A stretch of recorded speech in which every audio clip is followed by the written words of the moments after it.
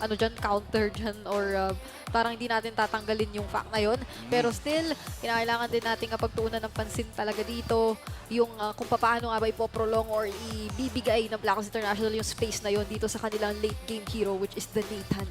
Magsisimula na nga ang pinaka-final na game ng regular season 13. Dito na natin malalaman kung sino nga ba ang mananalo sa ating last series of the night. Will it be RSG o Blacklist International? Pasok na tayo sa Land of Dawn. Pinag-usapan na natin yung late game na meron ng parehas na kupunan. Pero kung sabihin natin yung mga level 1 na bardagulan, sino ba ang makakalumang? Yung Harit yung rotations din dito from RSG, especially yung presence talaga na meron ng isang Pakito, di ba? Pagdating sa lane talagang makakaano din siya. Ay, pero up against an Esmeralda pala din. So, medyo tricky lang siya ng very, very slight. But for Light as well as Aqua naman din dito, no, ma-expect mo yung presence, yung panggugulo. Yun na nga, kamuntikan, no? Pero nakuha naman na ni Sensui yung kanyang purple buff. Oo, na mukhang rekta, XP lane agad ang ating mga kaibigan na gusto agad magsakitan. At wala na silang gagawin pa dahil mukhang parehas passive ang gusto nilang gawin. O parang naghihintay lang muna talaga sila dito ng mga pwedeng ibigay para sa mga players. At sakto naman nagkabanggaan doon sa may Little Wanderer na which by the way na-secure ni Sensui during the time. At parang kung kanina game number 2, medyo maingat yung mga teams natin. Umpisa ng laban, expect natin na baka ganun din ang mangyari dito for this last game. Oo, hindi malabo. Blacklist International, 3 yung pumili ng support emblem para dito. So kung pag-iingat lang din talaga at pagsusustain ng kanilang mga sarili. Kaya nakita natin, di ba kanina, unting ambahan pero hindi pa naman sobrang naiko-commit. Though ngayon, sa bandang top lane, meron yatang gustong mangyari ang magkabila ang kupunan. Oo, tas alam na rin nila at this point parang expected na nilang may tao dun eh. Binatuhan ba naman ng gulong ng hindi niya nakikita? Oh, sabi niya, kung ako yung nandito sa posisyon niya, ganun din ang gagawin ko. Dito din ako papwesto. Mga masasabi nating matatalinong jungler talaga. Demon Kite versus Sensui. Parehas na nakapaglaro na sa world stage. Kaya naman wala nang kaba-kaba pagka nagtapatan tong dalawa eh. Pero makakatapatan na yata dito sa may top lane. Pero nakapag-purify dito si Edward. Not enough ang damage dito ng dalawang teams natin. Pero ang bilis agad nung supposedly back up nung dalawang kupunan. First turtle of the game at mukhang si Demon Kite ang hihila nito. Blacklist, may vision naman sila around that turtle area pero mukhang orange buff muna ang magiging punterian si Sensui. Pwede At hinaharangan din, pero sipa para dito kay Light. Kaya naman si Edward na mabibigyan nila tapos diretso pagkuha dito sa Pagong.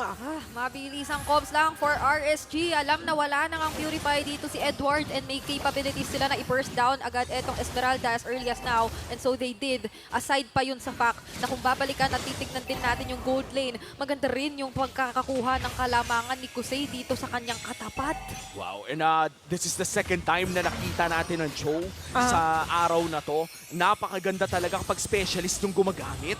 Parang it's back na talaga. Tsaka kapag comfort hero mo talaga siya, iba yung alam mo kung kailan ka mag-cheat kondo. So, isa sa mga kailangan abangan dito ng Blacklist International. Pero may kita natin dito para sa game lamang ng 1,000 ang RSG at nagkakasuntukan na nagkakasayawan doon sa top lane natin.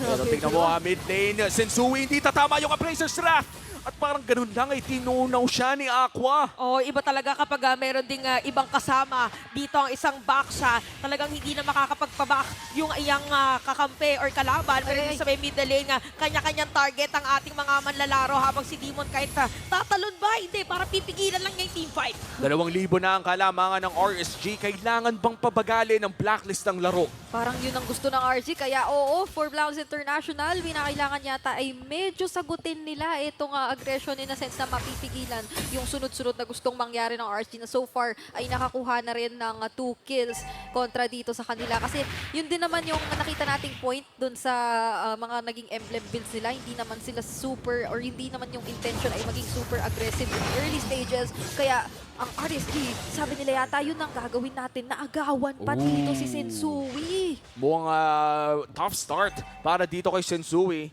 Sabay pa silang nag-retry pero si Demon kahit ang lang nakakuha.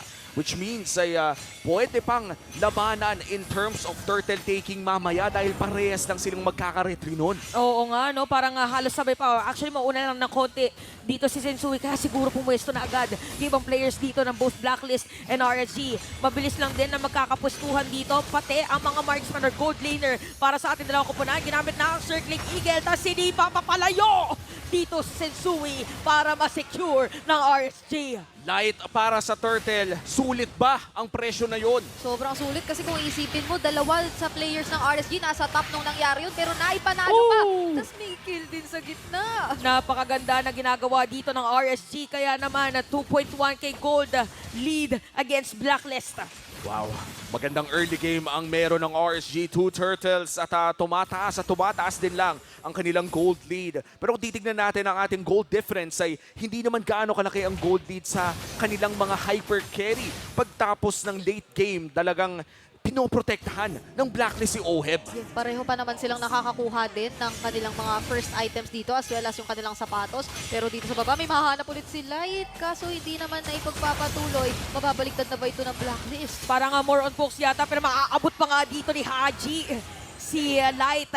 So 3-1 ang score natin at medyo nagiging continuous ang farming nga talaga ni Oheb doon sa may bottom lane. So baka inaantay ng Blacklist dito na magkaroon na ng damage, pero parang hindi pagbibigyan dito nila Demon kahit na sila Haji ay umikot sa ibang mga lanes. And interesting to take note no, na naka-vengeance si Kusei this Yeah. game. So kapag pumasok yung Natan tapos bumanat, there's a big chance na bumalik din lang at mabawasan pa ang bawas na pwedeng ibato dito ni Oheb. But right now, RSG still in the lead. A 2v1 here. Okay, sa may ilalim na napakagandang latag ng Zaman Force. Maaabot pa nga dito si Haji, pero makakapag-flicker out habang si Light nandun Demon nakaabang. Knight! Ala, napakabilis! Nakagulong pa! Riding on the wheels sa may bottom lane. At si Kusei, mapatay na rin si Oheb. Meron na ngang expressway si Demon Kite. Dinagdagan pa nung sipa na nanggagaling si Light. RSG, talagang fast and furious ang galawan nila. Oo, kaya rin pala bumagay kay Aqua yung pagnakaw doon ng guiding wind kasi naging karagdagang problema pa yun doon sa nagita nating gang and bilisang conversion to a turret ng RSG sa gold laner nga ng Blacklist International. And even itong paparating na turtle, hindi malabong maging kampante lang naman sila dito. They've already established a 2K gold lead or halos 3K na nga kontra sa Blacklist eh. Light, naghanap ng angulo pero mukhang hindi ibibigay ni Sensui ang turtle na to. Oo, talagang pumapasok din ang mga players ng Blacklist. At by the way, nagamit na yung Astral Echo ni Yue, pero nagagamit din yung Star Shatter for the Vision. Nandito na rin si Edward at nasa taas pa yung Pakito. Iko-go pa rin dito si Haji ang masisipa. Tapos diretso sa Aman Force. Pero si Sensui ang makakakuha ng turtle sabay disengage for both teams. RSG, lamang pa rin naman sila pero Blacklist ngayon ang makakakuha ng turtle. Ang magiging trade dito ng RSG ay ang Torre sa may bandang itaas. Kapag nagmat na lahat ng pwedeng imat doon, sino ba ang nakalamang sa trade? Parang makikita naman natin dito ang RSG kasi even yung objectives ay pumapabor na sa kanila. So clearly sila na ang nagkaka-advantage dito. And hindi pa natin nakikita yung mga all-out team fights sa lagay na yan. Pero yan ang isa sa mga worries na pwede natin isipin for Blacklist International. Kasi wala sila nung sobrang magiging pang-gold. Aray! Ay! Pinipigilan na makalapit doon kay Oheb. Pero maganda nga guiding wind kaya nagkaroon ng buhay. Doon yung Natan. Pero ang sakit na ni Kusei. Yeah. Ito yung masasabi mong gaguhit na lang yung buhay ni Oheb eh. Yan nga yung problema ngayon, yung mga worries na sinasabi natin. Sino sa Blacklist International ang makaka-hold or makakapigil dito sa kakulitan ni Kusei later on sa mga team fights? Kasi so far sa lahat ng mga nakikita natin, walang sobrang nakakapigil dito sa kanya. Tapos sa naipon niyang damage ay nararamdaman na talaga siya literal ng bawat player dito. Ayan, kung makikita natin, dalawa na sa 4 items, pabuo na rin yata yung susunod niya. Tsaka parang ang hirap if you're Cho here. Parang ang lahat sila may Fury pero... Oy! Napagandang kill para dito. Pero sa bandang Gendy, meron din palang palit ang Blacklist International habang si Kusei magki-clear lang ng minion wave. So parang umiiwas muna, no? Yung dalawang teams natin na magkakitaan talaga dun sa 5v5 na team fight. Edward para kay Light and mukhang hindi gaano nagiging masarap ang buhay ni Edward kasi Yeah. parang siya yung main target ngayon. Oo, kung iisipin mo, of course, ang Esmeralda, maaasahan mo siya sa panggulo. Pero parang what matters now for Blacklist International is yung additional layer of crowd control. role or yung mga magiging panghanap nila dito at pangpigil nga sa players ng RSG. Kasi right now, parang walang literal na pumipigil sa kanila. Kahit nasayawan dito ni Edward on the Esmeralda, yung mga players ng RSG ay magiging isa lang din siyang karagdagang target for them. Looking at not even picking up the Malefic Roar at this point. So talagang makikita mo na RSG, gusto nilang gawin yung sinasabi nga ni Kuya Manjin na aggress G. Oo, napaka-aggressive nga ng RSG ngayon with the Pakito as well. Pero mukhang makukuha pa rin naman ng Blacklist ang kanilang purple buff habang nag-aabang si Knight sa susunod. Oheb, may nasa likod mo. Oheb, merong dong nakita ni Yue. Parang ganun lang naramdaman. Oo, sabi niya, parang hindi ko nakikita si Light. Kilala natin si Light na lagi naka-front. So, ibig sabihin, si Light ay nagtatago doon sa may bush. Kaya napakagandang face check para dito sa side ng Grabe. Blacklist International. Pero nice discipline din para dito kay Light kasi talagang tiniis niya. May Wave Dragon ako pero hindi ko gagamitin. Oo, Mamaya na lang. Mamaya na lang talaga at parang mala-detective pala yung galawan ni Yue. May step by step. May step by step. So yung thought Shinichi. process niya dito ay i-shinare sa atin ni Ate Mo Chantel kung ano nga ba yung mga tumatakbo sa isip ng mga players. Pero for sure right now, mas marami pang tumatakbo sa mga isip nila. Kamunti ka na si Yue. By the way, nagamit na yung flicker dito ni Nats. So, pwede siyang targetin din dito ng mga players ng Blacklist. So, konti nga na lang, pabilis ng heartbeat pero nagpo-poke lang po yung mga players natin dito. At ang gusto na talagang i-poke is gonna be Nats kasi alam nila na merong killing potential yung Pakito. Holy Crystal pickup para kay Oheb. Ayaw bitawan ni Sensui. Taunt on one. Demon Kite ngayon. Hihilain pabalik. Papunta kay Haji. At magre-reset na naman ang ating Lord. Habang nangyayari ang lahat ng yon, may 1v1 pa sa mid lane. Naku, Oh, ito. ay! Ay! Kamunti ka na. So, probably ay either mag-reset si Nats or kukuha muna siya ng minion doon sa may taas. Yep. By the way, may vision si Light na nandito at sinisimulan ng Blacklist International. Tinutuloy pa nga. Actually, yung Nako! Lord! Si Kusei malalapitan nila. Ginamit na dito yung vengeance. Sapat ba para mapatay si Edward? Meron pa knock-up! Demon Kite ang makakakuha ng Lord at tutuloy ang Praiser Slap. Hindi tatamaan si Light. Nice flicker out para sa kanya. At habang nangyayari ang lahat ng yon, si Nats ay tumatrabaho pa sa taas. A total win for RSG. And what a kick as well from Light. Yup, and slowly nakikita na natin dito ang mga nagiging kakayahan ni Edward or yung kanyang potential dito na maging problema. Hindi man ma-hold down dito si Kusei, ay literal na i-distract and ilayo siya sa mga team fights. Very clutch doon sa nakita natin, but also may iba pang nangyayari kasi across the map. As mentioned, it's the split push na ginagawa dito ni Nats and yung nakita natin na pag-secure ng RSG sa objective na makakasama nila in a bit, pero dito sa gitna, todo depensa rin si Haji sa mid lane turret. And look at this, still damage ang magiging build ni Nats. Naghahanap talaga siya ng mga pwedeng ipitas. At yun na nga, sinipa si Edward sa gitna. Sinipa papasok, tapos diretso doon sa pagsira ng torre sa gitna. Tapos mababangga pa nga ni Demon Kite. Sensuna, Bang! Praiser Slot. Si Kusei makakapag-dash away, kaya magkakaroon ng shield. Pero si Ohe meron ng damage dito. Double kill pa nga para sa kanya. Napahamak pa ata ang Raiders sa kanilang binalak. At si Haji ay hindi pa tapos. Nakaamoy si Aqua ng isa. Si Nats! Oh, Nats Entertainment is doing it. Parang malalast full show with a double kill sa kanyang Pakito. Tinalo na si Baki Hanma, si Ipo Makunochi at lahat na. Huwag mo naman idamag si Pacquiao dyan, boy. Di na may literal kasi akala ng Blacklist ay wala namang nandoon pero ganoon lang ka-patient si Ay, naku! Nats, kumalma ka naman. Hindi ikaw to. Nats, tumingin ka sa mga mata namin. Kakaibang Nats na nakikita natin dito. Nakakuha pa na isa, kaya lang pala nagtatago doon sa mga brushes. Naghahanap lang pala ng pwedeng target. Uy, ito pala ang kahit natin i-expect from this emblem and build na ginawa dito ni Nats. Meron na rin siyang magic blade na napili dito para kahit papano i-clutch mabuhay despite generating some shields. And speaking of shields, probably sa nakikita natin recently, hindi na si Edward ang best na target at this point. Kasi kung kanina nabibigyan naman din siya agad, hindi na ganun ang pwede nating i-expect na kwento coming into the succeeding team fights. Kasi magiging makunat na talaga dito si Edward at siya yung magiging masaya kapag kanilapit nyo siya kasi hahanapin lang niya si Kusei dito at siya yung itatry patumbahin. Pero meanwhile, for Blacklist International, slowly ay nakakahabol na rin at namamanage na nila yung mga pangyayari. Pero speaking of, teka, dito na naman sa top. Naku, may kasama dito si Nats, pero may kasama rin pala si Edward. Naku. Sapat ba yung pagtakas niya? Shutdown para dito kay Agent Zero. Tapos dediretsuin pa nga yata ang pag-alis ng Blacklist during that moment. Nice pick off dahil magkakaroon Hindi pa ng sila Lord tapos. at hindi pa tapos. Ulit-ulitin natin parang mala-replace Grabe naman, the turn-around play coming in from Blacklist. Kung akala mo tapos na, yung turn pang round 2, mala ako sa buffet. May pagkain na tayong mga naiisip. Anong oras na din kasi. Pero ang Blacklist International, speaking of, anong oras na kaya sisimulan nila etong Lord na nandito sa baba. Meron silang advantage in terms of numbers and nakikita naman natin na ginozone talaga ng maigi ng mga members ng Blacklist International yung mga makikita nila at ang sakit na rin ng bawas ni Oheb this time. Oo, at dahil dyan, Blacklist International ang makakasecure ng Lord, pero nakaangat ang minion wave ng mga Raiders dun sa ibaba. Still anybody's game. Equalize na naman ang ating laro. Tumatalon-talon na naman ang gold lead. Pero ang Lord ay mapupunta sa kamahin ng Blacklist. This will be a Luminous Lord kung saan babangga ito. Halos kumpleto pa naman yung mga tore ng RSG. Kaya ibig sabihin ay maliit ang tsansa na makakuha ng inhibitor turret maliban na lang kung makakuha ng mga pick-off kills ang Blacklist International. Speaking of pick-off, naka-blood wings din dito si Haji on this Matilda roam. So you would also expect particular amount of damage mula dito sa kanyang mga wisps and yung kanilang mga hahanapin na engages. Kapag ka napag-isa ka, hindi ka magiging Aray ko, boss! Pag-isa!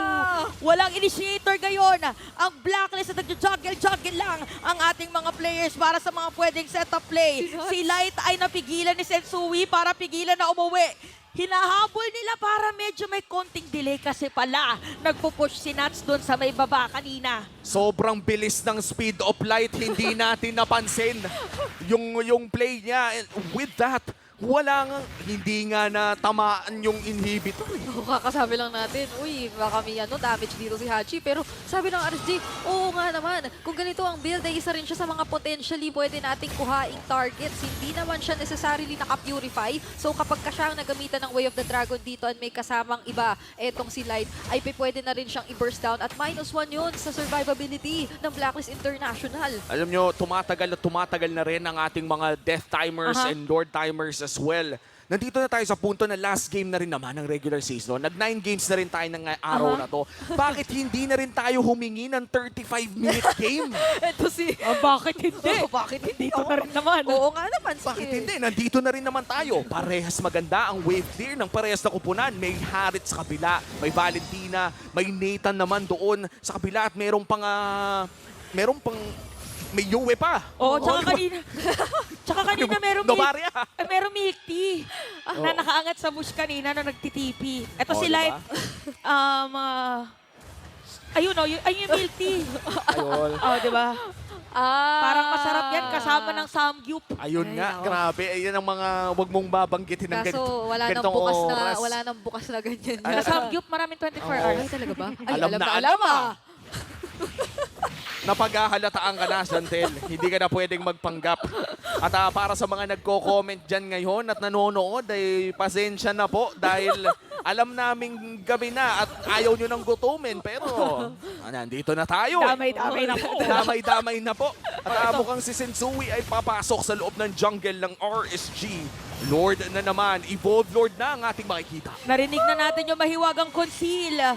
Pipigilan dito si Light. Naku mo, nakapag-purify si Oheb. Mawawalan unti-unti ng immortality. Pero si Aqua nandun naka-ready para sa gipin ng kakampi. Pero nga lang si Oheb dito nakapag-double kill na. Sensui dito humaharap pa. Si Nats nakaabang sa likod. Nats nag-aabang ng burst, pero dalawa lang ata ang kanyang makikita at naka-cancel pa siya.